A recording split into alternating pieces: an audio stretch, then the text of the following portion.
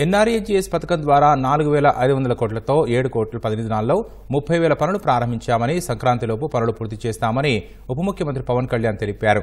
ఉపాధి హామీ పథకం నిధులు గతంలో దారి మళ్లించారన్న పవన్ దానిపై విచారణ చేస్తున్నామన్నారు. జాబ్ కార్డుల్లో జరిగిన అవకతవకలపై విచారణ చేపట్టామన్నారు. వ్యవసాయ పనులను ఉపాధి హామీకి అనుసంధానం చేసి అంశం పరిశీలిస్తామన్నారు.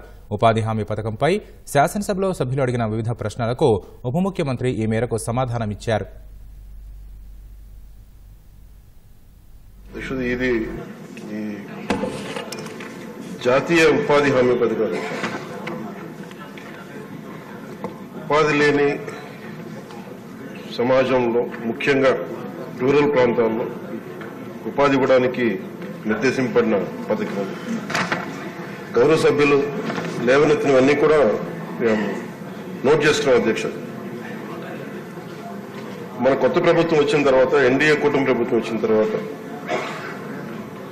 గౌరవ ముఖ్యమంత్రి చంద్రబాబు గారి నేతృత్వంలో దాదాపు 4,500 కోట్ల రూపాయలు వేజ్ కానీ మెటీరియల్ కాంపౌండ్ రెండు కలుపుకొని మనం మనకి బడ్జెట్ ఉన్నది అధ్యక్షుడు.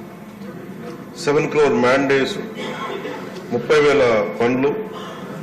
వీటితోటి మనం ఏం చేసింది ఈ రోజున పల్లె పండుగ ద్వారా 3,000 కిలోమీటర్ల సీసీ రోడ్స్, 500 కిలోమీటర్ల బీటీ రోడ్లు, 20,000 మినీ గోకులమ్స్, అలాగే వాటర్ హార్వెస్టింగ్ అండ్ అన్ని గవర్నమెంట్ బిల్డింగ్.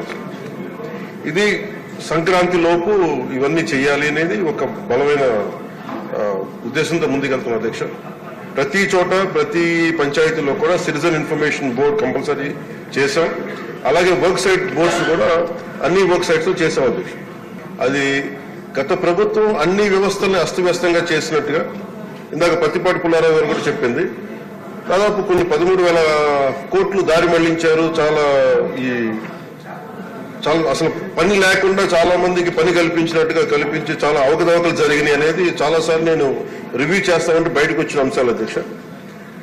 అలాగే వీటిని ఆ దారి మళ్లించిన నిధులు ఏమైపోయినాయి వీటి మీద కూడా ఒక రివ్యూ చేస్తా ఉన్నాం. కానీ చాలా కొంచెం లోతుగా వెళ్లాల్సిన అవసరం ఉంది. అలాగే జాబ్ కార్డ్స్ లో అవకతవకల్ని ఖచ్చితంగా పరిశీలిస్తాం అధ్యక్ష.